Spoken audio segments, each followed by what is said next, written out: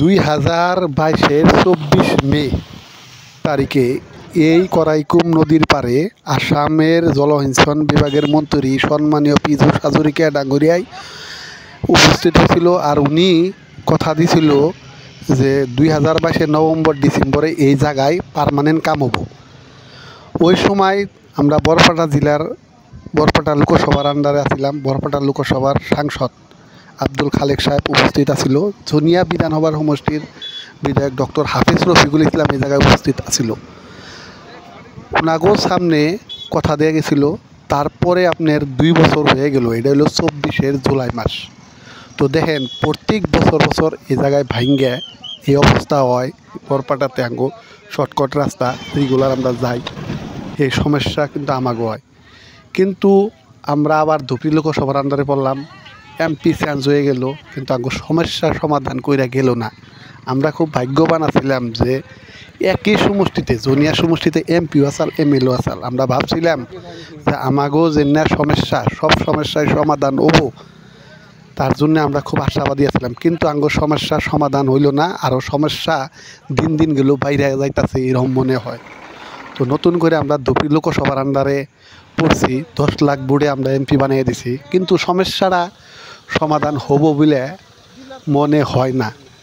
তাই দেখেন আজকে 2024-এর জুলাই মাস, আজকে এই সময় কি পরিস্থিতি হয়ে গেছে। ইন্ডিয়া এখন মাত্র 2 চাকা বাহন মোটর সাইকেল এইগুলাই যাইতে পারে। হয়তো আল্লাহ তাআলা যদি রহম করে হয়তো এইভাবে পার হওয়ার পর মার যদি ছুটা যায়, এই বান যদি ছুটা যায় বা এই রাস্তা যদি ভাঙ্গা যায়, তাহলে এই 5 বছর আগে যে রকম আমরা নাও দিয়ে পার হয়েছি, 1 ঘন্টা টাইম এখানে দাঁড়িয়ে থাকার লাগছে, 50 টাকা ভাড়া দিয়ে পার হয়েছি, সেই দিন আঙ্গো ঘুরে আইব। তাই আমরা এমপিও পাইছিলাম, এমএলএও পাইছিলাম, কিন্তু সমস্যা আমাদের সমাধান হয় নাই। এই সমস্যা কবে সমাধান হবো এই আশায় আমরা আছি। টেকনোলজির যুগে আঙ্গো নিয়ে যে রাজনীতি হইতেছে, এটা টোটালি আমরা বুঝতেছি। আর এটা এইখানে একটা টোটালি একটা রাজনীতি আরম্ভ হয়েছে। তাই আমি আমার রফি ব্লকের জরিয়তে সম্পূর্ণ দেখামো কী অবস্থা হয়েছে এই জায়গায়। দেখে থাকেন, সাইড দিয়ে নতুন করে আবার রাস্তা বানিয়ে দিতেছে। তাই যারা যারা দেখতেছেন পারলে শেয়ার করবেন আর রফি ব্লগটা ফলো করে নেবেন।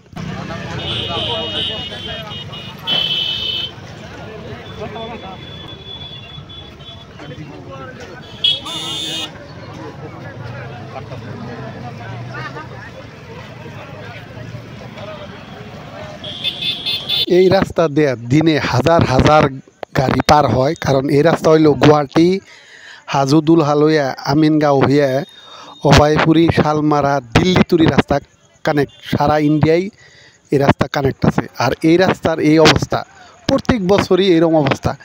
সমস্যা কোনো দিনও আমাদের সমস্যার সমাধান হইল না। তো এই টেকনোলজির যুগে সমস্যা কবে সমাধান হবো এই আশায় আমরা আছি।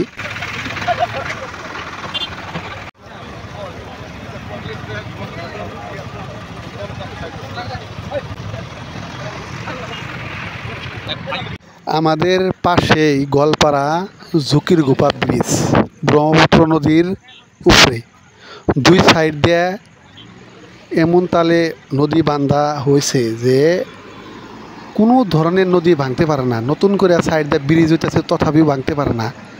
আমাদের এই করাইকুম একটা বেকি নদী, আর এই বেকি নদীর পারে ভাঙ্গা যায়, এনু বুঝার কি আছে।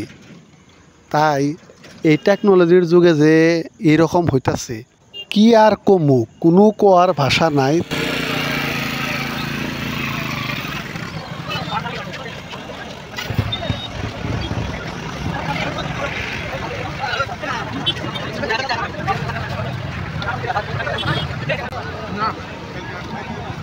আপনারা ভালো থাকবেন, সুস্থ থাকবেন, আর রফি ব্লগের লগেই থাকবেন। তো আজকে আর রফি ব্লগ এই পর্যন্ত শেষ করলাম। বাই।